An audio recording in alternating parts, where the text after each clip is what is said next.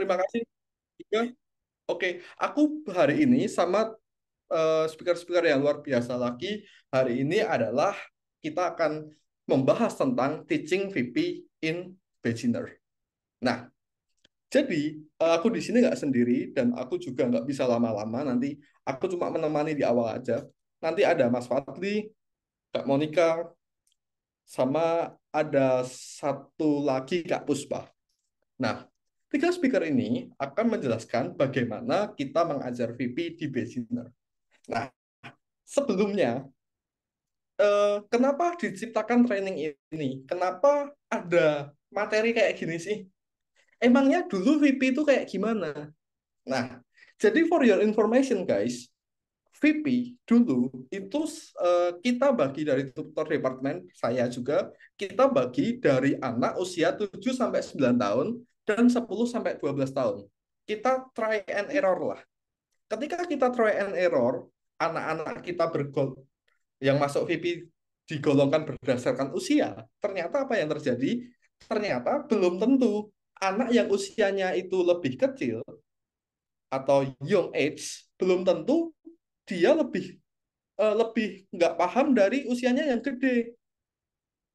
Nah, belum tentu juga anak yang lebih gede itu lebih pintar dari anak yang kecil. Ternyata kayak gitu yang terjadi.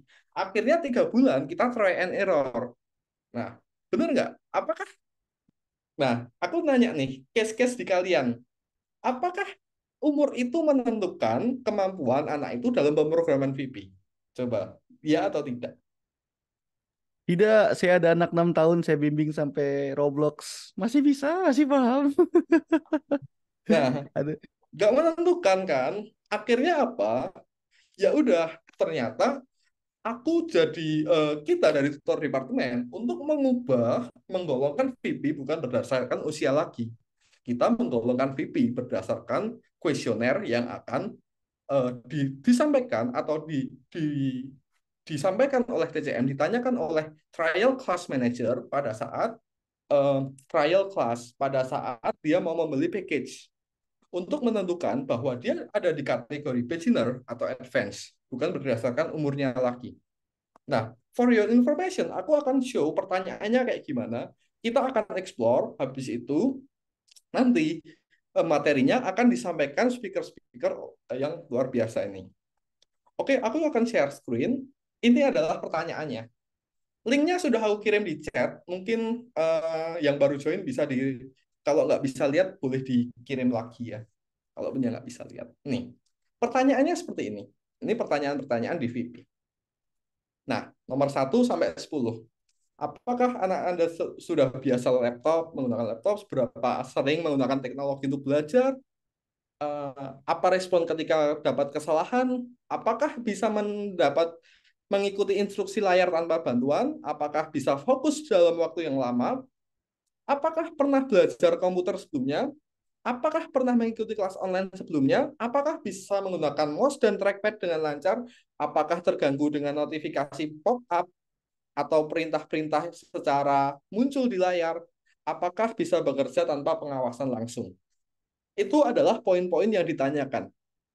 Nah, pada intinya pertanyaan-pertanyaan ini poinnya adalah untuk mengetahui apakah anak itu bisa membaca instruksi di layar dan mengimplementasikan pada programnya, atau apakah anak itu sudah terbiasa dengan gadget atau tidak.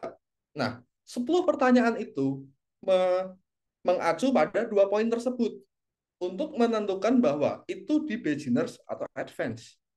Nah, kayak gitu ya, teman-teman ya. Jadi, kita akan kelompokkan berdasarkan apakah anak itu sudah terbiasa dengan gadget, terbiasa pegang mouse, dan ini apakah bisa membaca instruksi layar lalu mengimplementasikannya. Karena ada juga yang join VP, tapi untuk membaca instruksi layar aja nggak bisa. Untuk melakukan drag and drop aja nggak bisa. Nah, itu dia. Jadi permasalahannya anak yang lambat itu kita masukkan ke beginners yang lambat-lambat juga. Nah, gitu.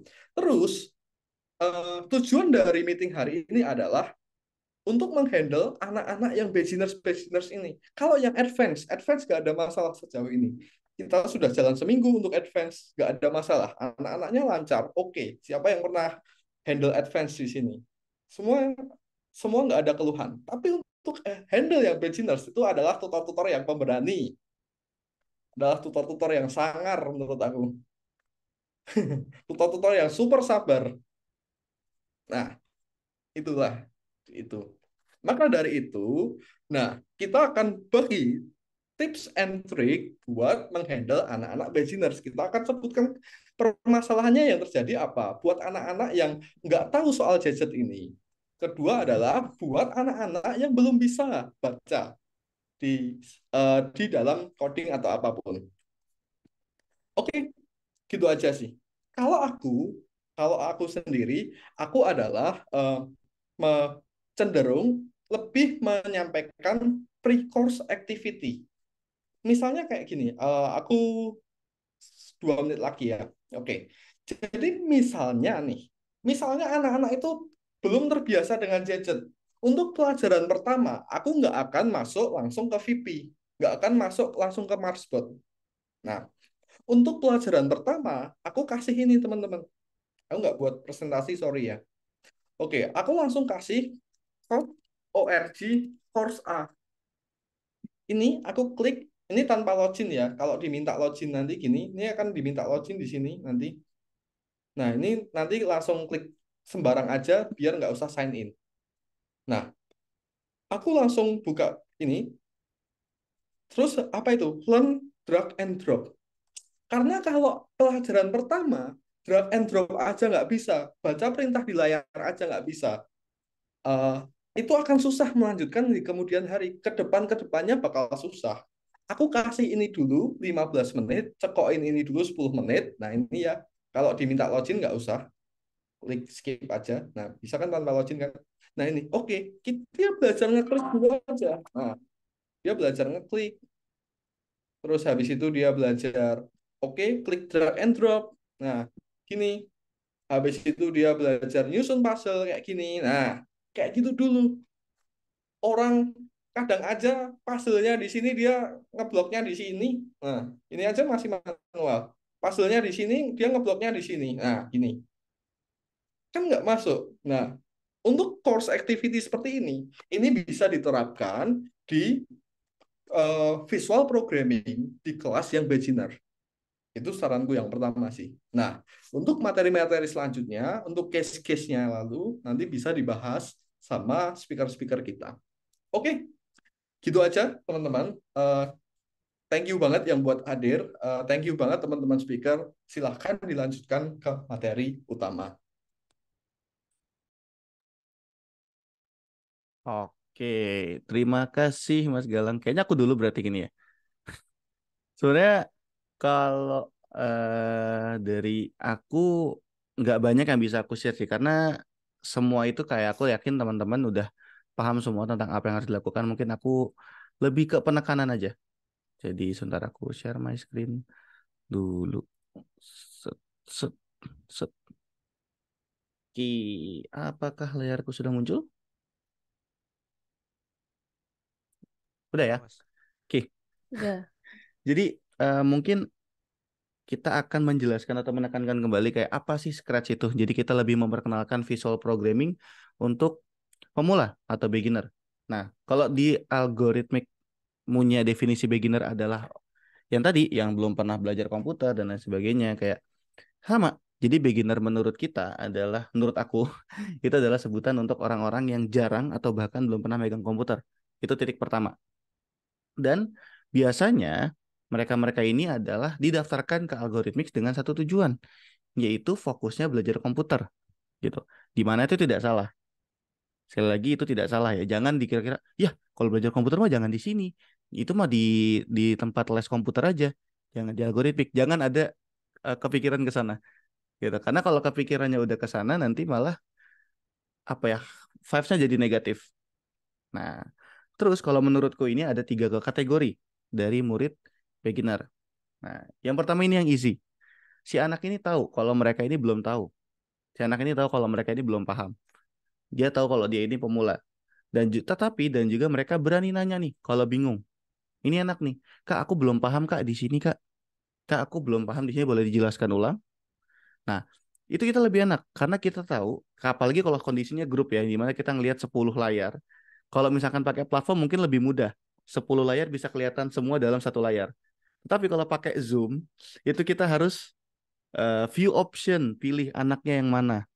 Atau lebih buruk lagi, kita yang share screen, anaknya nggak mau raise hand, anaknya nggak ngerti raise hand, anaknya nggak mau on mic. Itu susah, gitu. Jadi kita bisa tahu kendala apa yang dihadapi kalau anaknya bisa bertanya. Nah, ini yang isi. Yang medium, nah ini sama. Dia tahu kalau dia nggak paham, tapi dia tertutup, dia malu, dia nggak mau nanya. Kita paksa nanya tuh mulutnya nggak keluar suara kayak "Ya, ini gitu." Jadi nggak keluar suara dan jatuhnya apa ya, ngeblank. Dia nggak tahu nanya apa karena ya dia dari awalnya dapat malu. Nah, ini masih bisa kita bantu, masih bisa kita hadapi. Nah, yang ketiga, ini hard nih, ini yang cukup sulit, yaitu di mana si anak ini ngeyel, dia ngerasa pinter, dalam tanda kutip ya, dia ngerasa dia pinter, padahal dia dalam kategori kita dia belum. Kalau dia masuk wah, dia juga ada di mana sama dia. Dia juga ada. Ya, Kak Rani, maaf aku mute. Oke. Nah, jadi kasih anak ini tidak, dia merasa dia tahu, tetapi saat kita jelaskan dia belum connect, gitu. Dan pas dia kebingungan, dia nggak mau nanya, yang membuat orang tuanya tuh gemes. Nah, ini penyakitnya adalah kalau orang tua udah gemes, role dari anak untuk bertanya diambil oleh orang tua. Nah, ini biasanya ada dua kemungkinan yang terjadi. Yang pertama itu suasana kelas jadi canggung. Karena biasanya anak-anak itu paling nggak suka kalau udah ada orang tua yang ngumpul di dalam kelas itu. Jadi kalau misalkan ada kedengeran suara orang tua yang bertanya, biasanya seisi kelas akan ikut hening. Udah nggak ada yang berani nanya. Udah nggak ada yang berani bercanda. Itu vibes-nya udah mati, titik untuk di VP yang harusnya have fun, senang-senang. Kalau udah ada suara orang tua tuh udah kayak, ah, elah, ada orang tua lagi, udahlah, nggak usah gitu. Jadinya ketahan semua, gitu. Nah, jadi eh ini tadi, jadi ini yang paling susah untuk dihadapi, dalam tanda kutip dihadapi ya. Kenapa? Kenapa? Karena kita berlangsung berurusan dengan orang tua yang merasa ya dia ya ada justifikasi dari mereka karena anaknya nggak bisa nanya, dia gemes gitu. Nah, terus gimana kita handlingnya? Nah, memang hal-hal seperti ini tidak mudah untuk dihadapi, apalagi kalau kategori kelasnya grup yang tadi aku bilang 10 anak. Aku nggak tahu kalau beginner masih 10 atau berkurang. Mungkin yang tahu bisa dijawab di chat atau bisa on mic aja nggak apa-apa. 10 anak. Kalau private mungkin masih masih enak ya. Tapi kalau misalkan beginner 10 anak, wah itu kalau misalkan tiga aja yang hard udah selesai itu. Susah banget pasti. Nah, pertama kita harus jelasin pelan-pelan. Kita biasanya aku karena mungkin pakai webcam jadi lebih enak ya. Aku kalau nunjukin tombol biasanya pakai webcam, aku turunin ke bawah seperti ini. Kayak aku turunin ke bawah, aku matiin backgroundku, terus aku tunjukin kayak tombol apa yang dipencet. Atau aku pakai Google, aku coret, aku cari gambar keyboard, terus aku coret-coret tentang apa yang harus ditekan. Biasanya gitu. Karena biasanya untuk pertama dan langsung ketemu VP, bener kata Mas Galang, untuk drag and drop itu yang jadi permasalahan utama. Dia nggak ngerti caranya drag and drop, gimana caranya klik kiri, terus juga bahkan untuk input atau login, ini kan pertama kali nih, dia login ke platform algoritmik tuh kita harus bantuin, kadang 10-10-nya kadang kita harus bantuin gitu. Nah, jadi kita harus jelasin pelan-pelan dan juga kita harus pakai Hah? analogi yang mudah dipahami gitu. Enggak. Nah, terus maksudnya gimana lagi ini yang mudah dipahami? Misalkan kita jelasin soal if. Mungkin kita tahu kita harus jelasin, oh kita pakai ini aja, if touching color atau if touching sprite. Jadi kamu tinggal pakai if touching sprite, move 10 step, turn right, terus point in direction 90. Nah, mungkin kita bisa paham untuk yang ngerti. Tetapi untuk yang beginner, tadi kalau kita jelasin kenceng kayak, oke, ya udah kamu pakai if touching sprite aja, terus nanti kamu isi move 10 sama turn 15 sama point in direction 90. Pasti bingung. Hah? Hah? Apaan tuh? Apaan tuh barusan? Gitu. Nah, jadi kita harus pelan-pelan. Kita harus, oke, kamu pakai jika Terus juga kayak misalkan kamu pakai jika menyentuh spread apa? Oh, spreadnya level 1. Ya udah, spread level 1. Nanti kalau kita bergerak pakai apa? Pakai move gitu. Jadi jangan cepet-cepet, pelan-pelan, apalagi namanya pemula, dia aja nyari tombol untuk spreadnya aja udah lama. Apalagi kalau kita ngomongin cepet-cepet, makin blank dia gitu. Nah, terus pakai bahasa Indonesia kayak tadi, pakai jika. Kenapa? Mungkin ini juga kenapa aku paling kekeh sama untuk minta ke Alina untuk menggunakan bahasa Indonesia. Kenapa? Karena kita fokus dari pembelajaran VIP itu loh bukanlah anak hafal coding itu enggak. Kita lebih fokus ke anak paham dulu dasar-dasar dari pemrograman, analogi dari pemrograman. Jadi nggak apa-apa kita jelasin misalkan perintahnya pakai goto. Kita bilang pergi ke atau apa ke. Kenapa? Karena itu bahasa yang biasanya lebih familiar untuk anak-anak yang beginner. Untuk yang advance mungkin biasanya udah jago bahasa Inggris. Kita mulai kenalin pakai bahasa Indonesia dulu. Setidaknya dia connect. Pergi ke berarti untuk membuat spreadnya pergi ke sini. Oh, maju 10 langkah berarti untuk membuat spreadnya maju. Mengarah ke arah, oh berarti untuk spreadnya mengarah ke arah gitu. Dia lebih bisa connect. Kalau misalkan kita pakai, oh ya udah, kalau kita pakai program point in direction ya, dia itu nggak ngerti apa itu arti dari point in direction. Jadi dia harus hafalin point in direction, point in direction, point in direction. Itu akan loss. Lebih baik kita dapat pertanyaan anak-anak, Kak, aku pengen pakai mengarah ke arah tapi aku lupa nama programnya apa gitu. Dia tahu apa yang mau dia program tetapi dia belum bisa bahasa Inggrisnya. Itu lebih enak untuk dijelaskan daripada anaknya udah terbiasa pakai go to, pakai if, apalagi nanti di akhir-akhir udah ada if and or not. Wah, itu kalau anak-anaknya masih ngangong udah sampai situ, wah itu selesai. Pasti dia akan lebih bingung lagi. Karena biasanya kalau sudah sampai ke or, ke and, ke not, terus apalagi ada wait until segala macam, dia bingung artinya apa. Karena analoginya menggunakan bahasa yang dia tidak pahami dari awal gitu. Jadi bukan dia hanya menghafal, bukan memahami. Dia hafal, oh ya udah go to itu untuk pergi ke. Oh ya udah point in direction untuk mengarah ke arah gitu. Terus ini sebenarnya cara yang paling ekstrim, tapi ini satu-satunya cara yang untuk mode hard, yang dimana orang tuanya ikut nanya. Itu biasanya aku buat review. Di review itu aku selip-selipin kayak gini. Oh iya parents, mungkin memang terlihat kalau adik ini belum agak kesulitan untuk bertanya, tetapi lebih baik diberi kesempatan untuk dia berbicara. Kenapa? Karena nanti di pertemuan keempat, kedelapan, dan keberapa akan ada presentasi. Nanti kalau misalkan dibantu terus, nanti pas presentasi dia nggak bisa berbicara loh Bunda, atau nggak bisa berbicara loh parents, gitu. Jadi kita sindir loh, jangan kayak, kamu jangan nyalain on mic itu dong kalau ada anak-anak. Nggak mungkin dong kita ngomelin orang tua kayak gitu. Dijambak kita. Nggak bisa kayak gitu. Jadi kita jelasin pelan-pelan, kayak kita kasih tahu pentingnya memberi anak kesempatan untuk berbicara agar dia bisa latihan public speaking. Karena itu juga setauku salah satu sales point dari TCM Algo, yaitu melatih anak untuk bisa public speaking dan juga berbicara di depan umum. Jadi nggak apa-apa, bilang ke orang tua kalau kita harus memberikan kesempatan untuk si anak untuk berbicara, jangan kasih si eh jangan kasih orang tua untuk memotong saat anak ingin berbicara. Kalau misalkan pengen nanya, dilatih pelan-pelan. Gitu. Jadi kita harus scold the parent. Kita harus bilang ke orang tua agar dia bisa seperti itu. Dicoba. Meskipun segemes apapun, dicoba. Gitu. Mungkin itu aja. Kayak balik lagi karena aku bingung mau sharing apa. eh jadi aku sharing yang menurutku cukup ditekanin aja. Gitu. Kalau ada pertanyaan, silakan ditanya di akhir. Sekarang aku oper ke Kak Puspa atau ke Kak Monik, siapa dulu mungkin. Itu kan bicara pertama. Terserah Kak Fadli aja, mau Kak Monik atau Kak Love? Lah, jangan gitu dong, sweet nanti jadi. Siapa? Kak Monik? Ya, Kak saya Puspa? saya Oke, dulu juga nggak apa-apa sih, Kak. oke. Kan, Oke. Baik, jadi di sini saya akan share screen terlebih dahulu.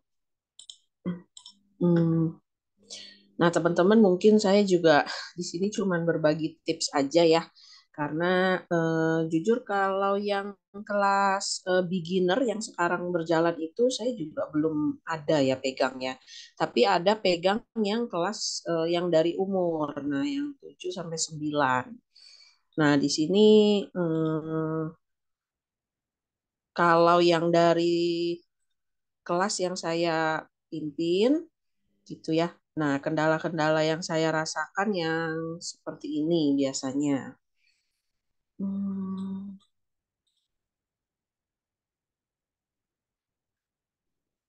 oke. Untuk beginner class, biasanya kalau kendala yang saya hadapi di kelas itu adalah yang seperti ini ya. Biasanya pertama, nomor satu, bingung pakai platform biasanya. Nah, mungkin ini relate sama yang cara mengerjakan tugas atau lihat petunjuk, ya. Terus biasanya mungkin beberapa anak nggak bisa baca keseluruhan tugas, karena kan biasa kalau yang advance mungkin yang udah besar udah bisa baca sendiri, cari tahu sendiri. Nah, kalau yang ini biasanya dia bengong gitu liatin tugasnya ya, dia nggak tahu gitu mau mulainya dari mana gitu. Lalu ada juga sih yang biasanya cuma bisa lihat layar zoom-nya doang dan dia nggak tahu kalau mau pindah tab gitu ke yang lain tuh gimana, cuma zoom-nya doang yang dia tahu gitu. Mukanya gurunya sama teman-temannya aja. Nah, lalu dia nggak tahu kalau mau pindah ke tab algoritmik tugasnya itu kayak gimana sama share screen. Lalu biasanya yang terakhir ini yang bingung menyusun tugasnya. Biasanya ini yang selalu manggil nih biasanya nih. Kak, kak, kak gitu, nggak berhenti. Setiap level pasti dipanggil. Nah, ini juga kendala yang biasanya aku hadapin di kelas. Nah, di sini aku bagi tips-tipsnya aja, mungkin lebih kepada gimana cara aku menjalankan kelas buat anak-anak yang seperti itu gitu ya. Nah, kalau aku eh, jujur selama mengajar belum pernah ketemu yang belum pernah, maksudnya sama sekali nggak bisa klik and drag ya. Itu rata-rata sudah bisa klik and drag gitu anaknya. Nah, cuman pengenalan ke platformnya aja biasanya yang mereka agak sulit karena menemui hal baru gitu ya. Nah, jadi di pertemuan pertama aku selalu fokus pada pengenalan platformnya. Jadi aku selalu share screen kalau begitu mereka buka link algoritmik itu apa yang terlihat dan aku tunjukin mereka harus isi username-nya di mana, password-nya di mana, lalu harus klik yang mana gitu. Lalu biasanya udah masuk ke halaman main utama ya, main menunya, aku juga kasih lihat dan biasanya aku tanya, "Ini udah sama belum layarnya kayak Miss?" Udah gitu misalkan mereka ya. Nah, lalu aku kasih tunjuk, nih kliknya di sini ya, gitu, untuk mengerjakan tugasnya, dan klik yang nomor satu, gitu.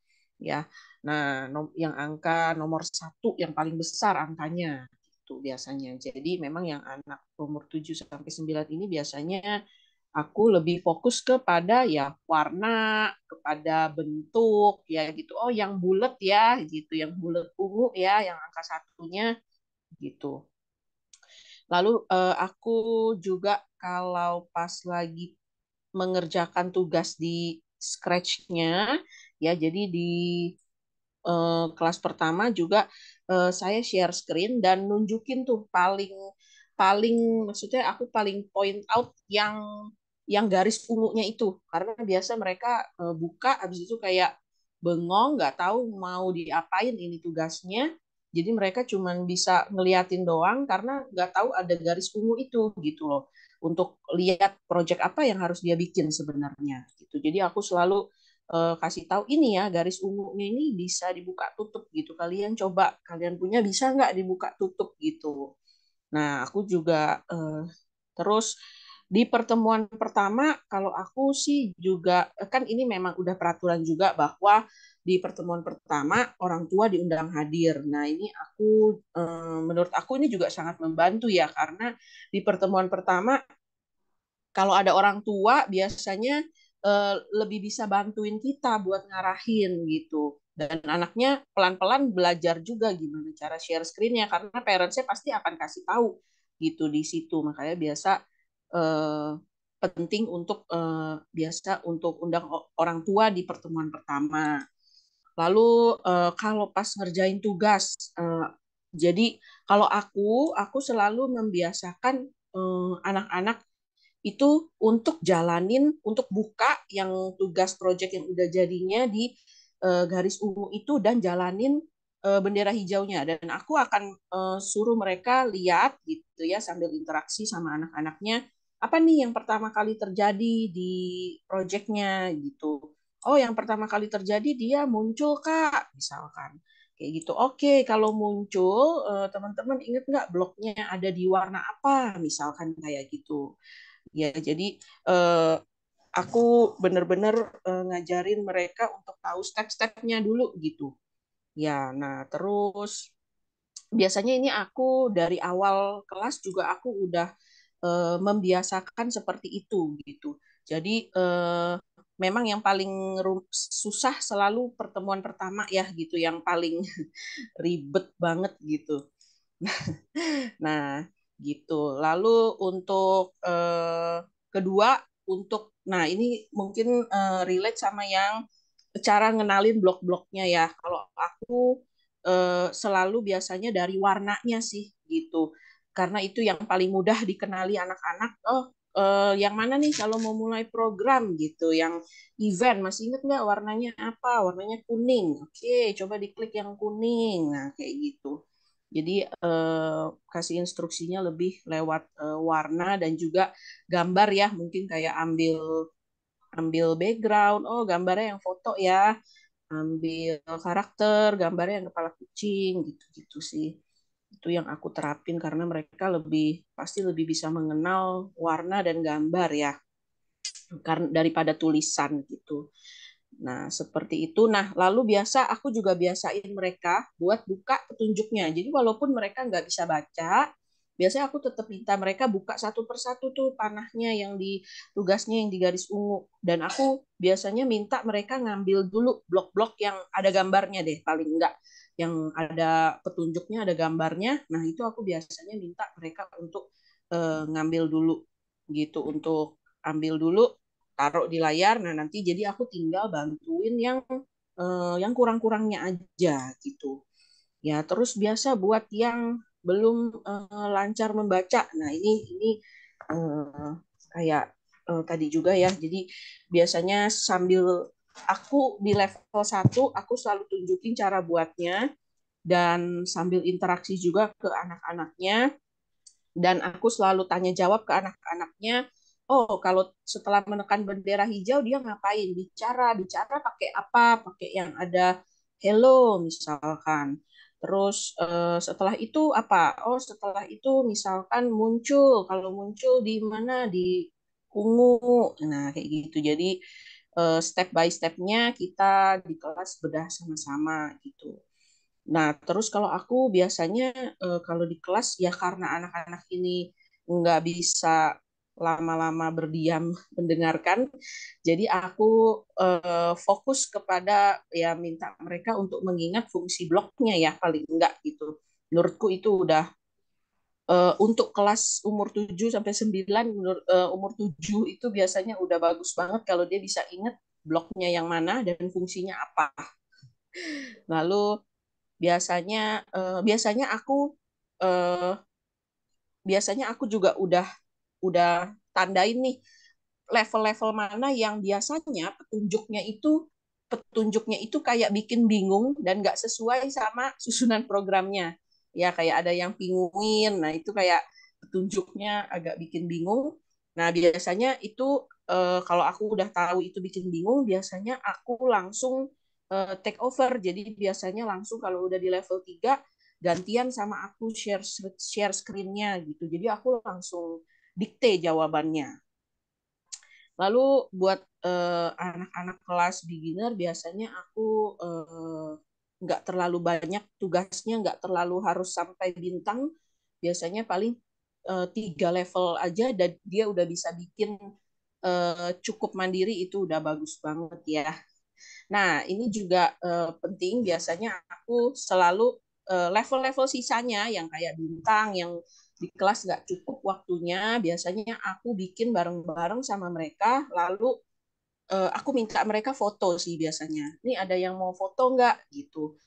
Programnya nanti boleh kalian coba bikin gitu di project kalian. Jadi mereka dengerin aku jelasin cara bikinnya dan mereka foto blognya gitu perintahnya dan mereka terapin gitu di project mereka. Ya, lalu juga biasanya aku bikin video sih buat level yang belum dikerjain dan juga aku share di grup gitu buat jawabannya. Lalu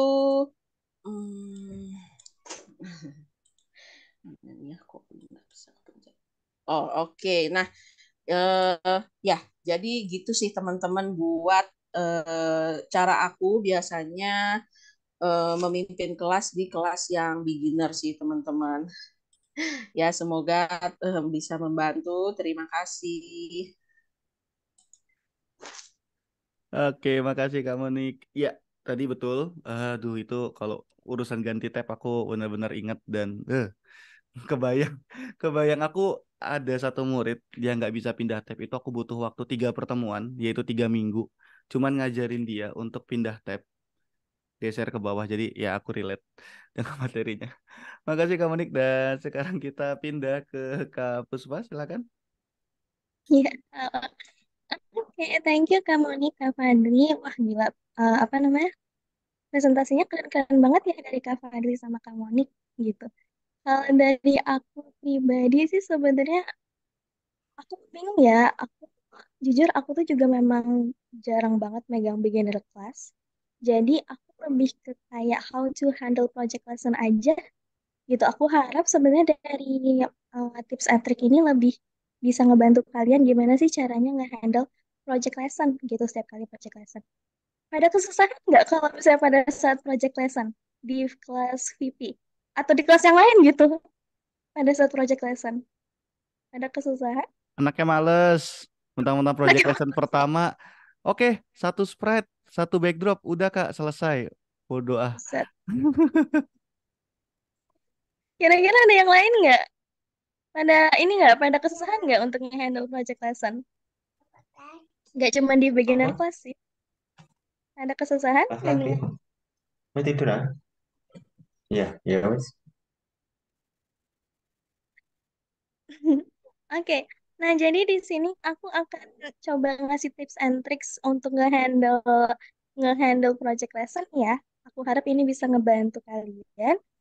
Oke, nah sebelumnya mungkin aku akan masuk ke cara general terlebih dahulu mengenai apa itu project lesson karena siapa tahu di sini ada tutor baru yang belum tahu apa itu project lesson dan aku cuma hanya mau mengulang sekilas. Jadi project lesson itu adalah sebuah materi di mana nanti anak-anak itu akan diuji coba untuk membuat sebuah project berdasarkan materi-materi yang sudah mereka pelajarin sebelumnya gitu. Nah, di sini apa aja sih project lesson yang ada di kelas VP? Jadi di kelas VP ini tuh kan kita terdapat 7 modul nih. Nah, karena kita terdapat 7 modul, modul terakhir itu modul graduation. Jadi dia itu nggak ada project lessonnya. Jadi total-total di kelas VP itu dia punya 6 project lesson gitu. Di modul pertama, lesson 5, itu dia akan membuat personal website. Jadi dia akan membuat sebuah animasi untuk mengetahui apa itu hobi mereka, aktivitas mereka, dan lain-lain. Lebih kayak menceritakan tentang dirinya mereka sendiri gitu. Terus kalau untuk yang modul 2 itu mereka harus membuat sebuah animasi seakan-akan mereka itu direktur gitu. Sutradara lebih tepatnya. Sutradara animasi, mereka tuh membuat animasi seperti apa gitu. Kalau modul 3 lesson 4 lebih ke gaming dan di sini kita kasih waktu 3 minggu gitu. Ini agak lebih banyak ketimbang project-project yang lainnya. Dan ini sebenarnya temanya bebas gitu. Untuk modul 1, modul 2 dan modul 3 itu temanya bebas gitu. Kalau yang modul 4 itu sebenarnya sama juga dengan modul 3, tapi bedanya adalah kalau modul 4 itu dia lebih ke long story game gitu. Jadi dia lebih ke story game, kita harus ada storyline-nya dulu, baru kita ke gaming. Kalau modul 3 langsung ke gaming nggak apa-apa gitu. Dan ini juga sama temanya bebas gitu. Terus kalau yang modul 5 itu lebih ke chatbot, ini lebih ada temanya sih, ada talk with chatbot gitu. Kalau modul yang 6 itu lebih ke tema bebas, apa aja projectnya gitu. Nah ini kan di 6 modul Apa-apa. ini, Nanti kalau lepas, nanti gigi baru.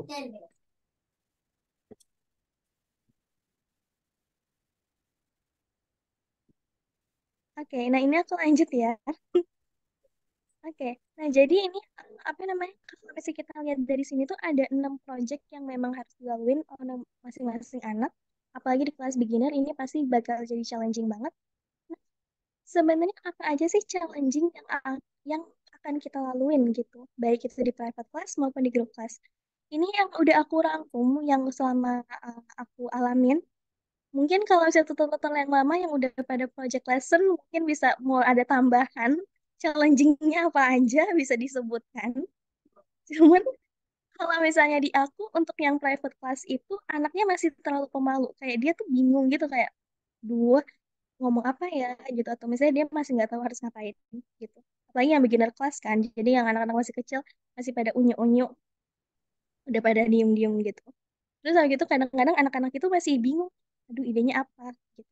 Terus juga seringkali anak-anak beginner class butuh bantuan gitu, butuh bantuan karena mereka masih nggak ngerti konsepnya gitu. Terus juga kadang ada beberapa murid aku sering kali ketemu murid yang dimana ide ini dan lain-lain gitu dan karena idenya terlalu imajinatif jadi itu butuh waktu yang lama untuk ngerjain project itu gitu ngelebihin waktu yang ditentukan gitu itu pusing gitu dan lain-lain. Kalau untuk yang group class, of course, the very first thing challenge itu adalah too many student. Banyak student. Kalau untuk yang group class. Dan karena terlalu banyak student, masing-masing student itu punya ide yang beda-beda. Gitu itu kan kayak, aduh pusingin banget. Udah kita ke gurunya cuma satu, muridnya banyak. Apa masing-masing anak punya ide yang beda-beda gitu. Lagi modul modul 2 udah langsung modul 2 animasi, udah free tema. Wah, itu udah pusing gitu. Gitu. Terus habis gitu ada eh, ini tuh sebenarnya tuh ada beberapa project yang dia tuh akan grup gitu. Nah, kalau misalnya grup project, kadang itu anak-anak itu masih pada malu gitu. Apalagi yang beginner gitu kan. Kayak beginner ya masih malu-malu anak-anak TK, anak-anak SD kelas 1, mereka harus masuk ke dalam grup dan mereka harus diskusi. Bingung gitu mau diskusi apa. Terus kalau yang untuk grup kelas itu limited time, of course kita cuma dikasih waktu 1 jam 30 menit. Kadang suka kelebihan gitu. Terus juga ada beberapa anak-anak yang masih juga bingung gimana idenya apa sih harus ngelakuin project ini gitu. Oke, ada beberapa tips yang aku mungkin bisa sharing ini yang biasa aku lakukan. Jadi untuk yang private class, kalau misalnya studentnya itu is too shy, pasti pada saat modul 1 lesson 1 kita langsung tahu nih, oh anaknya itu malu gitu. Dan biasanya kalau misalnya dari modul 1 lesson 1 anaknya malu, aku suka bondingnya tuh pelan-pelan. Nah cara bonding aku itu biasanya aku nyari kesamaan yang mereka suka gitu. Jadi misalnya mereka suka nonton SpongeBob, ya udah aku cerita, oh ya udah aku juga dulu suka nonton SpongeBob gitu. Jadi cari kesamaan sehingga mereka itu bisa open pelan-pelan gitu kalau cara aku gitu. Jadi kan untuk menuju ke modul 1 lesson 5 yang project itu butuh waktu sekitar 4 minggu 5 minggu gitu kan. Itu kan pertemuan kelima. Nah, itu masih ada waktu tuh untuk uh, ngebonding gitu. Gak nih, tiba-tiba udah 90 menit. Waduh. Wah. Oke. Nah, terus habis itu, untuk yang private class, kalau si anaknya itu nggak punya ide, biasanya tuh aku ngapain sih? Kalau misalnya di PPT kan biasanya ada sampel several example project. Ada beberapa project yang jadi contoh. Tapi kalau si anaknya masih bingung nih, aduh ngapain ya gitu. Aku biasanya ngasih tahu contoh-contoh lainnya gitu, contoh-contoh murid aku yang lain. Ada loh murid aku yang punya project kayak gini, mau nggak ngikutin gitu. Tengah mau ada project yang ini, mau nggak gitu. Atau kalau mereka masih bingung lagi, aku suka nanya sama mereka, kalian biasanya suka nonton apa? Gitu. Atau kalian biasanya suka nonton anime atau suka nonton kartun? Biasanya suka nonton apa? Gitu. Ayo yuk kita coba ulang, nge-create ulang animasi tersebut atau game tersebut. Gitu. Biasanya sih aku lebih suka situ sih. Jadi anak-anak jadi kayak, oh iya, aku suka dulu ada murid aku dia suka Kamen Rider, dia bingung mau ide apa mengenai gamenya dia kalau nggak salah game project. Terus dia suka Kamen Rider. Terus aku bilang, ya udah kalau gitu kita bikin game tandingan apa Kamen Rider lawan siapa? Gitu. Lebih ke situ sih, gitu. Terus kalau misalnya student needs to be guide, menurut aku itu it's opportunity ya, it's a big opportunity. Kenapa? Karena anak-anak jadi lebih paham, gitu. Karena mereka tahu nih, misalnya aku mau buat animasi Ultraman yang bisa terbang misalnya. Jadi kita kasih tahu, oh kalau misalnya Ultraman yang bisa terbang, caranya gini, caranya gini, caranya gini. Jadi menurut aku itu merupakan suatu opportunity yang besar untuk bisa anak-anak lebih mengerti gitu. Dan of course kita harus passion, kita harus sabar. Tapi kalau untuk tutor algoritmis sudah pasti sabar loh. Udah yakin itu mah, udah pasti sabar gitu. Terus kalau yang students idea take a long time to implement, itu biasanya aku kasih dua opsi sih kadang antara kita tuh harus merelakan waktu free time kita untuk ngasih extra class atau ngasih ide ke mereka kayak gimana kalau kita buat pendek aja animasinya gitu. Jadi biar sesuai dengan target deadline gitu. Biasanya sih seperti itu. Itu untuk yang private class. Kalau untuk permasalahan group class. Jadi untuk permasalahan setiap student mempunyai ide yang berbeda-beda dan butuh dibimbing, apalagi yang kelas beginner gitu. Pasti kan ada maknya itu di samping-sampingnya pasti kayak, kak ini duluan, duluan, ini udah pusing deh kita gitu kan ya. Kalau aku biasanya itu aku set time for each student gitu. Jadi misalnya for example ada satu kelas itu ada 7 murid misalnya. Terus aku langsung tahu, oh aku punya waktu 1 jam 30 menit. Jadi aku tinggal langsung kira-kira 15 menit pertama, aku ngasih tahu nih, project kalian tentang ini temanya. Terus habis itu, pokoknya ingat pengenalan terhadap project tersebut selama 15 menit pertama. Terus sisa waktu 15 menitnya aku bagi per sejumlah siswa tersebut. Gitu. Terus aku gunain spin wheel biasanya. Jadi aku akan ngasih tahu misalnya, oh si A akan konsultasi duluan, terus nanti si B, terus nanti si C, terus nanti si D gitu. Nah, selama si misalnya nih contoh si A nih dapat giliran konsultasi yang pertama gitu. Nah, nanti yang lainnya aku akan ngasih tugas bahwasannya, oh yang lain kalian temanya mengenai animasi nih. Yang lain kalian siapin ya backgroundnya, kalian siapin ya sprite-nya gitu. Coba gimana gitu. Atau kalian coba imajinasiin gitu. Kalian mau buat animasinya seperti apa? Coba diskusi sama mama gitu. Lebih ke situ. Jadi selagi aku konsultasi sama student yang pertama, student-student yang lain itu juga punya kerjaan gitu. Nah, terus habis itu kalau misalnya grup project, jadi nanti akan ada grup project untuk modul 3, modul 4, sama modul 5. Jadi modulnya game, story game, sama chatbot itu dia akan grup project. Nah, grup project ini itu challengingnya memang anak-anak itu terlalu malu nih untuk diskusi satu sama lain. Biasanya aku tuh ngasih several tema aja. Jadi kayak game nih, aku ngasih tema. Kalian mau temanya mengenai pertandingan olahraga atau mengenai labirin atau mengenai tembak-tembakan gitu. Lebih ke aku ngasih beberapa tema terus tanyain ke mereka. Coba kalian diskusi mau apa. Tapi kalau misalnya masih pada malu, aku biasanya langsung kayak, oke, grup ini aku spin wheel ya, gitu. Aku langsung kayak spin wheel, jadi oke, grup 1 dapat temanya ini, grup 2 dapat temanya ini, dan seterusnya. Gitu.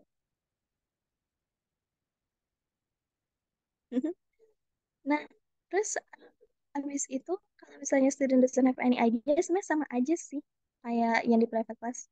Ngasih beberapa contoh, terus habis itu, kalau misalnya mau lebih simple, kita pakai spin wheel, terus udah ngedecide satu tema aja gitu. Ngedecide satu tema. Nah, memang kalau misalnya untuk yang beginner class itu challenging banget karena anak-anaknya masih pada baru ya. Jadi emang better harus ada orang tua di sampingnya gitu. Uh, Terus habis itu kalau misalnya challenge untuk yang grup class, terlalu banyak student, kalau aku sih biasanya itu kalau yang individual project aku set satu persatu anak-anaknya. Jadi si A misalnya aku set ada 7 anak, terus aku set masing-masing anak dapat 10 menit. Ya udah, oke si A dapat 10 menit, si B dapat 10 menit dan lain-lain gitu. Kalau untuk yang group project, aku rasa the less number of group itu lebih baik gitu. Kenapa? Karena uh, kalau misalnya kita terlalu banyak grup, nanti kita konsultasinya makin banyak, kita makin pusing menurut aku. Nah, terus kalau untuk yang limited time, itu aku biasanya langsung belak-belakan sih. Kayak aku ngasih tahu orang tuanya kayak, deadline-nya di bulan ini, di minggu ini ya, Bu, gitu. Atau enggak deadline-nya di minggu depan ya, Bu, gitu. Jadi biar ibunya juga aware, gitu. Orang tuanya juga bisa aware, gitu. Terus habis gitu aku, seperti yang tadi aku udah jelaskan, aku set consult time, gitu. Untuk masing-masing anak, untuk masing-masing grup, gitu. Terus kalau misalnya ini, aku tuh biasanya, apalagi modul 1 lesson 5, modul 2 lesson 5, itu aku biasanya setelah student atau grupnya itu udah selesai nih, udah kelar punyanya mereka, project mereka, aku suruh mereka keluar. Jadi aku ngelakuin presentasinya tuh next week, gitu. Emang jadinya next weeknya itu kita bakal kemakan waktu, tapi menurut aku itu lebih kondusif. Kenapa? Karena nanti kalau misalnya presentasinya di akhir waktu, dia itu bingung gitu. Anak-anak yang udah pada selesai, kayak pada bosan.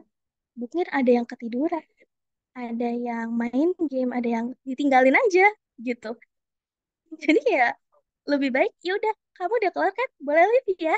Kita presentasi minggu depan gitu. Kalau aku sih biasanya gitu. Jadi aku relakan waktu untuk minggu depannya untuk apa namanya ngelakuin presentasi gitu. Nah, jadi itu ada beberapa tips dan tricks dari aku untuk ngelakuin project lesson di grup kelas maupun di private class. Dan gambar everyone. Semoga semangat ya. Ya, gitu aja. Andali.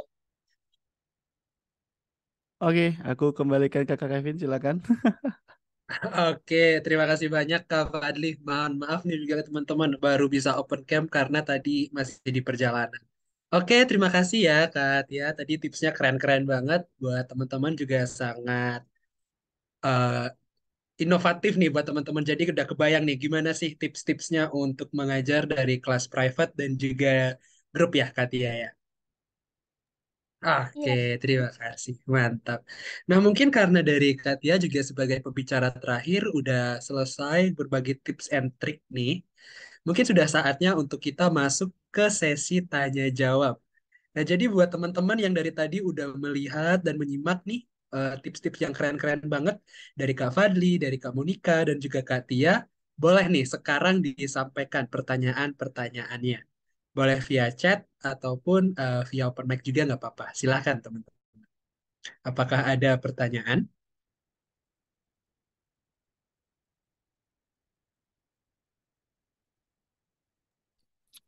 Oh, Halo, ya. Oh ya, halo. Halo, oke. Aku izin bertanya ya, Kak. Ya, silahkan. Oke, halo Kak Tia, Kak Fadli, Kak Monika. Izin bertanya, kalau di kelas PP itu kan yang tadi yang project sebenarnya relate banget. Kalau case-nya ketika ada students, eh, apa dia tuh sebenarnya udah masuk ke project game, tapi gamenya itu belum dibikin sama sekali gitu. Mhm. Nah, eh, ini tuh bener-bener bingung pas di awal kelasnya, apalagi karena grup eh, dia tuh kayak butuh waktunya tuh banyak banget untuk dikonsultasiin. Kira-kira gimana ya cara kita nge-encourage dia tuh buat ngerjain bukan pas online lesson gitu, di luar online Oh, lesson. Agak oh. agak keras sih, maksudnya keras di sini tuh tadi yang kalau Kak Fadli bilang dia tuh menganggap dirinya pintar gitu. Tapi ya itu. Hmm. Oke. Tapi, hmm, Iya, oke. Berarti gimana caranya kita untuk men-encourage gitu ya orang supaya mau mengerjakan proyeknya di luar jam pelajaran istilahnya kayak. betul betul betul betul. Gitu, Ah, Kak. Begitu. oke. Mungkin dari Kak Fadli dulu nih boleh nih. Gimana pendapatnya nih Oke, orang-orang seperti itu. Oke. eh, Maaf aku nyerobot materinya Kapus pas sedikit kan ini soal project. Biasanya aku kalau di project itu kalau jadi kan aku mungkin agak beda dengan Kapus Pak. Aku kalau di M3L4 itu membuat temanya tidak bebas, tapi membuat labirin, tapi konsepnya bebas. Ada yang bikin horor kemarin, ada yang bikin big boss fight segala macam bebas. Nah, gimana caranya kalau misalkan ada anak yang sampai udah mau presentasi, udah lesson 3 ternyata pas kita cek blank atau kosong. Nah, itu bingung kan? Nah, biasanya cara handle-nya itu kita pakai jalur orang tuanya. Karena seperti yang aku bilang di hard itu, yang tadi kategori hard itu biasanya itu pintunya adalah orang tua. Karena kalau udah, aduh maaf nih bahasaku agak kasar ya, tapi kalau udah sotoy itu mau kita ngomong sampai berbusa pun kita tidak akan didengar sama dia. Harus dari jalur orang dalam, harus atasan teratas yaitu orang tua. Biasanya aku buatkan video, ini memang harus kita effort sedikit ya. Aku buatkan video yang menunjukkan kalau kita buka lesson dia itu masih kosong gitu. Kan bisa tuh dibuka, ini dia. Oh ya, jadi aku pura-puranya pakai bahasa halus. Oh iya, karena kamu masih kosong, gini loh caranya, gini gini gini gini gini. Cara bikinnya gini gini gini gini gini, misalkan kayak gitu. Nah, terus kita kirim ke orang tuanya. Halo Ibu, iya karena proyeknya sudah 5 hari lagi nih, dan aku lihat di sini masih kosong gitu. Kita penekannya di situ, masih kosong. Nah, jadi aku buatkan video ya Bunda, tolong dibantu agar adik ini ditontonin dan dijelaskan karena nanti di presentasi akan direkam dan dikirim ke grup Bunda gitu. Biasanya aku kayak gitu. 80% works. Yang 20% nggak masuk. Um, 80% work. 20% dia kabur nggak mau masuk. Atau kampus mau nambahin. Ya, aku mau nambahin. Kalau misalnya aku sih memang bener kayak kata Pak Fadli. Aku langsung pakai jalur orang tuanya. Terus kalau aku tuh langsung set gini. Ibu, kira-kira anaknya bisa di waktu kapan ya di luar jam kelas? Jadi aku langsung kasih ekstra kelas gitu. Jadi biar langsung project. Jadi bisa biar langsung konsultasi gitu. Aku langsung kasih tahu, aku bisanya di jam segini, segini, segini, segini, segini. Kira-kira anak ibu bisanya di jam berapa? Gitu. Kenapa? Karena aku lihat projectnya belum ada gitu. Dan ini projectnya deadline-nya di minggu depan misalnya. Jadi langsung aja, langsung aku tidak ada basa-basi, kasih ekstra kelas. Biasanya seperti itu. Gitu. Maaf Itu Kak, sih. mau izin tanya. Ya. Untuk yang ekstra kelas itu maksudnya berarti di luar di luar kelas ya? Kalau kayak gitu Ya, orang tuh harus bayar atau enggak sih Kak? enggak sih, itu gratisan aja. Itu Oh, sukarela Itu aja. ilegal, itu ilegal, itu ilegal. Baik. Itu Itu ilegal. pengorbanan sebagai tutor gitu maksudnya, bukan bukan Iya. itu. oh Mungkin oke. untuk tambahan mungkin ekstra kelas yang legal itu hanya dua. Saat anak gak masuk 2 kali atau saat anak pindahan ke kelas baru tetapi materinya tertinggal misalkan 3 sampai 2 modul. Itu biasanya akan dibuatkan catch up atau ekstra kelas gitu biasanya. Tetapi lain dari itu kalau memang mau ekstra kelas boleh, tapi biasanya ilegal gitu. Dan itu kembali ke pilihan tutornya gitu. Oke, jadi kurang lebih kayak gitu tuh sekalian untuk menjawab pertanyaannya Kak Rani. Jadi kalau memang anaknya nggak mau kayak emang agak batu gitu ya untuk dikasih tahu dan harus di encourage supaya mau mengerjakan ya pilihannya berarti ada dua ya. Kita buatin video, kita tampilin ke orang tuanya dengan chance 80% berhasil, 20% anaknya kabur, atau kita langsung ya mengalah ya istilahnya mengikhlaskan free extra class untuk membantu anaknya. Gitu Kak Daud, apakah udah menjawab? Menjawab, menjawab. Makasih Kak Ah, Fadli, Kak oke, Puspa. sama-sama juga nih. Oke, ini dari Kak Hikmah juga nih pernah ah, kurang dari 15 menit anak tak minta masuk duluan karena di WA parents anaknya yang nggak mau masuk kelas karena project belum selesai. Waduh. Betul. Oke. Mungkin ada yang mau nanya lagi nih terkait di kelas-kelasnya ini. Boleh nih yang tutor-tutor VP terutama yang penasaran. Nah, ini ada pertanyaan dari Kak Neil nih, Kak. Student saya, ada yang pas buat proyek udah materialistis nanyanya gini, Kak, kalau aku buat proyek dapat uang nggak? Wah, Aku mau lanjutin kalau dapat uang. Padahal buatnya baru cuma dialog aja. Tapi tetap ku jawab dan jelasin. Ibunya pun bantu jelasin. Salah satu kalimatnya kurang lebih, belajar aja dulu kamu, Mas. Duit mulu yang kamu pikirin, bikin dulu yang bagus. Itu itu umur berapa ya, Mas ya? Itu udah money oriented banget. Itu itu saya speechless sih jujur baca ya. Kelas 4 SD. SD. Wah. Wah, parah banget Kak Fadli. Curiga nih, saudaranya Mail curiga. Saudaranya Mail lagi. Ini kayak saudaranya Mail ya kan Nil. Oke, mantap nih pengalaman yang unik-unik banget. Mungkin ada yang mau sharing lagi kah? Atau mungkin ada yang mau tanya-tanya lagi terkait tips-tips atau keluh kesahnya?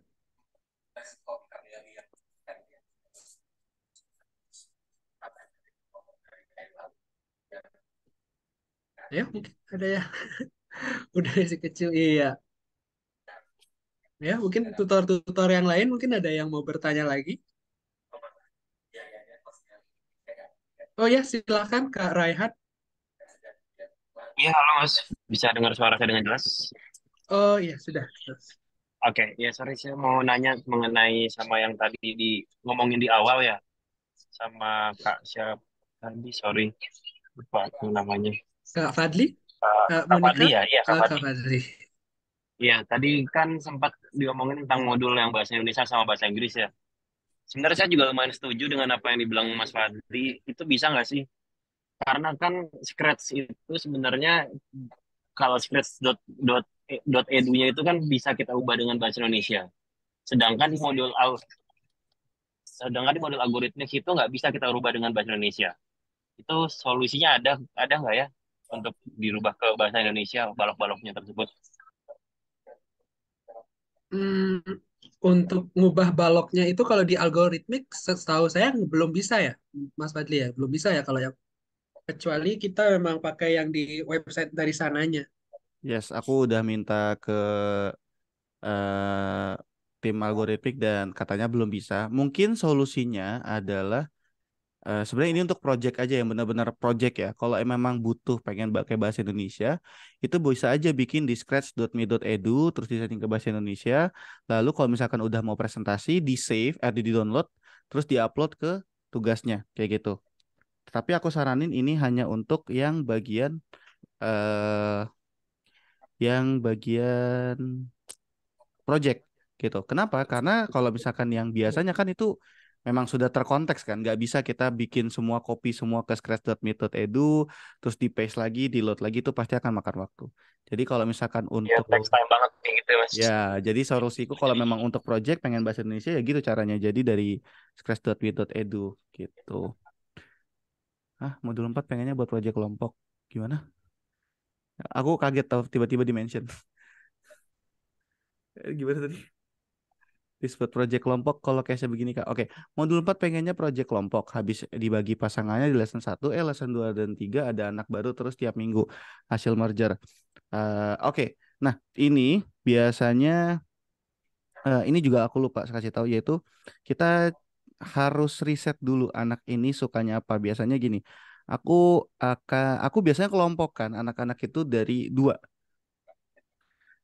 referensi luar atau referensi Indo. Maksudnya gimana? Referensi luar adalah anak-anak yang ngerti Five Nights at Freddy's, yang ngerti Backroom, yang ngerti eh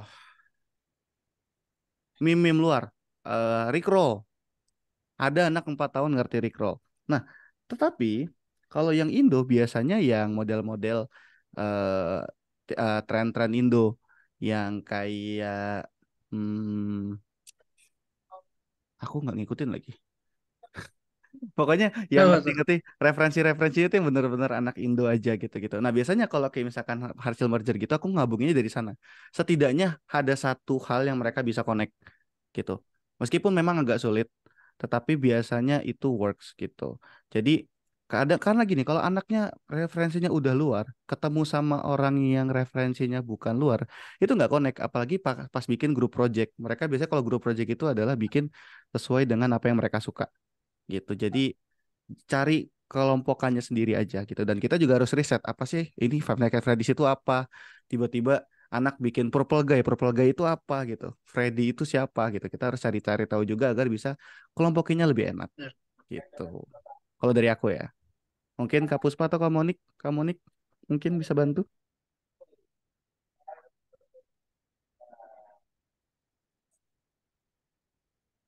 Mungkin dari Kak Monika atau dari Kak Tia ada pendapat atau tambahan untuk dari Kak Fadli ya?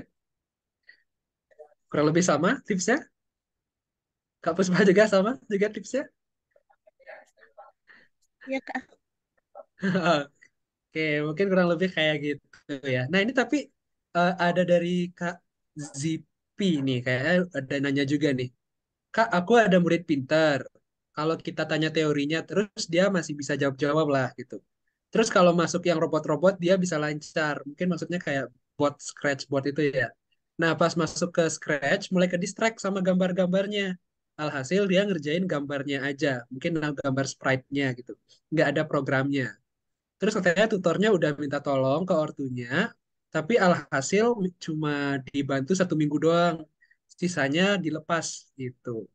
Nah, gimana tuh Kak caranya biar dia mau gitu, biar mau fokus lagi ngerjain, atau ada platform yang cocok untuk anak yang suka ke distract gambar? Gitu. Mungkin dari Kak Puspa atau Kak Fadli, Kak Monika atau tutor lain punya pendapat?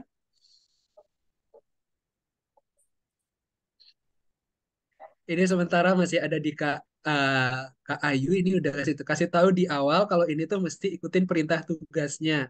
Arahin ke checklistnya bilang kalau ini akan direview. Iya sih, salah satu saran dari aku sih juga kurang lebih mirip dengan Kak Ayu ya. Jadi kita harus memang ajak muridnya dulu nih, kayak kita harus kasih tahu dulu objektifnya itu seperti ini. Kita analogikan aja itu kalau muridnya itu suka main game, kita analogikan sebagai quest gitu atau mission. Nah, nanti kalau kamu bisa kelarin ini, kamu bakal dapet chest loh. Nah, gitu. Chestnya itu kita tunjukin yang di halaman utama course kita itu yang isi chest yang bisa dapat pakaian-pakaian untuk avatarnya itu kita kasih tahu kayak gitu buat mereka. Itu kayak sepengalamanku bisa membantu juga. Jadi anak-anaknya kayak tiba-tiba semangat gitu buat ngelarin soal-soalnya. Gara-gara aku kasih tahu bisa dapet chest gitu. Nah, kurang lebih sih dari aku kayak gitu sih Kak tipsnya. Oh, Kak Marsha. Oke. Mungkin dari Nah, kakak-kakak ya. Hah? Silakan Kak Fadli. aku juga pengen, ya itu aku juga pernah dapat murid kayak gitu. Dia cuman bisa itu di Hmm? Marsbot. Keluar dari situ sama Mm-mm. kayak permasalahannya Kak Marsha. Marsha, Pas udah masuk ke Scratch dia udah ngangong, bingung gitu. Dan ternyata aku tanya orang tuanya jawab gini, oh iya Kak, emang nggak belajar itu ya? Soalnya pas trial class kirain akan belajar gitu doang 8 bulan. Hah? Gimana? Jadi orang tuanya ngira akan main Marsbot terus selama 8 bulan gitu. Jadi akhirnya aku harus jelaskan ulang tentang Scratch itu apa, terus untuk quest intinya apa, dan akhirnya anaknya juga paham. Jadi mungkin harus benar dikasih tahu dulu kalau Marsbot itu side quest, Marsbot itu pemanis gitu. Kita harus fokus ke scratch-nya dan mungkin biasanya mereka emang nggak bisa langsung sih, harus dijelasin pelan-pelan. Mereka akan sadar pas bikin project. Mereka bisa, oh aku bisa bikin gini ya, oh aku bisa bikin itu ya, gitu. Jadi nggak bisa langsung dipaksa. Enggak, kamu harus fokus ke sini. Nggak bisa, harus take it slowly, gitu. Atau Kapus dan kamu iya. bisa ditambahin? Udah clear, lengkap sama? Oke, dari kasih simbol jempol ya. Oke, mantap. Semoga membantu ya Kak Marsha tips-tips dari kita di para tutor-tutor. Oke, ini ada Kak dari Kak Zil juga nih. Saya punya murid private yang tiap masuk dia udah set kalau hari ini dia mau jawab 2 soal aja per sesi. Wah, pas diajak buat selesaiin semua dia bilang, "Di satu aja udah susah, apalagi 6." Wah, pesimis banget. Tapi dasar untuk tiap lesson dia udah bisa. Is it okay kalau gitu terus tiap pertemuan? Gimana tuh pendapatnya dari Kak Fadli, Puspa, atau Kak Mon? Ada-ada aja. Wah, ini unik-unik banget ya. Ada yang ditagih duit, ada yang langsung dia dijata langsung. Nanti gimana nih Kak Fadli? Jadi aku terus Kak Monik tuh Kak Monik atau Kak Puspa Ya. silakan. Oke, boleh, boleh, boleh. Kak Puspa, gimana pendapatnya kalau kayak gini? Is it okay menurut Kak Puspa? Ada pengalaman kayak gini kah? Pernah. Terus Kak Kalau Puspa kayak gimana? kalau menurut aku sih, aku dites dulu sih. Misalnya pertemuan Hmm. itu tentang looping. Misalnya tentang looping. Ya, aku benar-benar make sure dulu dia understand tentang looping atau enggak gitu. Kalau saya memang benar-benar understand tentang looping, tapi dia bilang susah. Jadi kan pasti dia nggak ngerti kan ya. Hmm. Berarti dia nggak mesti kayak dia tidak mengerti konsep itunya kan dasarnya kan. Jadi Hmm. mau gimana pun juga menurut aku dua question kayak gitu sih untuk kasusnya Kak Zal harus tetap ditambah sih gitu. Karena Biar karena kebiasaan juga ya. yes betul. Hmm. Karena ini kayaknya private ya kalau dari ceritanya. Hmm. Nah ini apa? Walaupun dia udah tahu dasarnya, tapi kalau dia tidak mengerti konsepnya, ya nanti kesalahannya di kita loh. Nanti apalagi pas pada saat project lesson. Wah, itu udah ke Hmm. depannya. Itu udah langsung gaming, Iya. Hmm. ya langsung pusing 7 keliling tuh kalau misalnya kita nggak ngerti, nggak ngasih tahu dasar di awal. Jadi menurut aku kalau misalnya dia bilang dua soal aja, aku ya udahlah kasih tahu orang tuanya aja. Berarti intinya komunikasi dengan orang tua lagi ya jatuhnya ya Yes, berarti ya. betul. Karena ini masuknya ke yang hard tadi yang udah dia sotoy. Dia sotoy tapi nggak Hmm. tahu gitu. Dan itu harus ke orang tua. Tapi biasanya aku bikin bargain. Aku pernah juga anak kayak gini. Kebetulan dia 5 tahun. Itu salah salah salah profiling dari TCM. Anak lima Hmm. tahun masuk VP. Tadinya grup. Wah udah lost. Masuk ke masuk ke private sama aku kan. Dan dia juga sama kelakuannya. Persis ditantangin malah di mute dan kabur. Jadi aku pengen ngerjain 3, aku pengen ngerjain 2, aku pengen ngerjain 1. Biasanya aku kasih challenge. Oke, aku akan kasih challenge kalau kamu bisa nyelesain Marsbot dalam waktu kurang dari 20 menit, Scratch cuma 1 aja.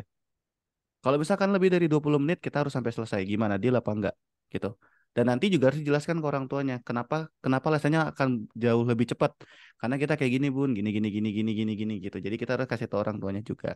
Jadi bikin Hmm. bargain, jangan kita maksa gitu. Jadi bikin posisi si anak itu gambling. Anak-anak itu manusianya suka gambling.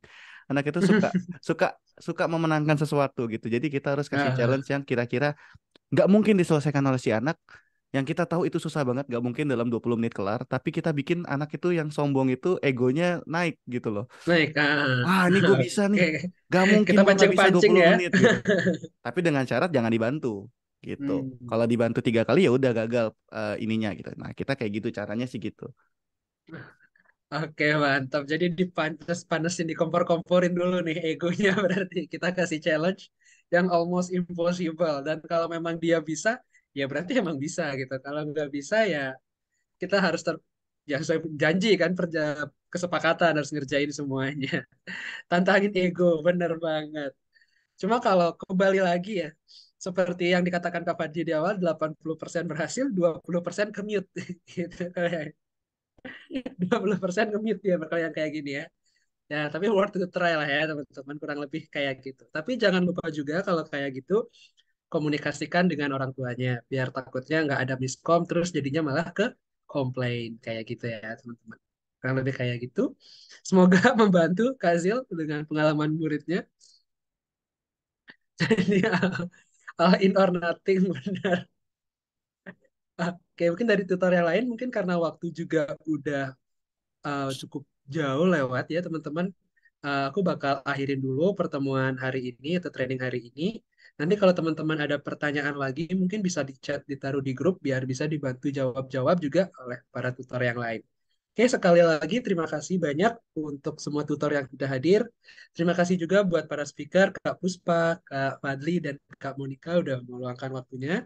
Dan Kak Fadli juga udah backup tadi, dan saya sempat nggak bisa hadir. Terima kasih banyak, Kak Fadli. Oke, mungkin sekian dari saya biar nggak banyak. Wah, seru banget. Oke, terima kasih banyak teman-teman. Sampai jumpa di training selanjutnya ya. Dadah. Asik. Oke, Thank you so siap. Oke, Makasih, Kak. kasih sama-sama. Bye-bye. Siap, makasih Kak Kevin. Ayo, Ini aku sama-sama hostnya kah? guys. Aku end ya? Lah iya, stop Aku lupa recording dulu aku Mas. hostnya. Aku kenapa Stop tiba-tiba jadi recording dulu host? Mas.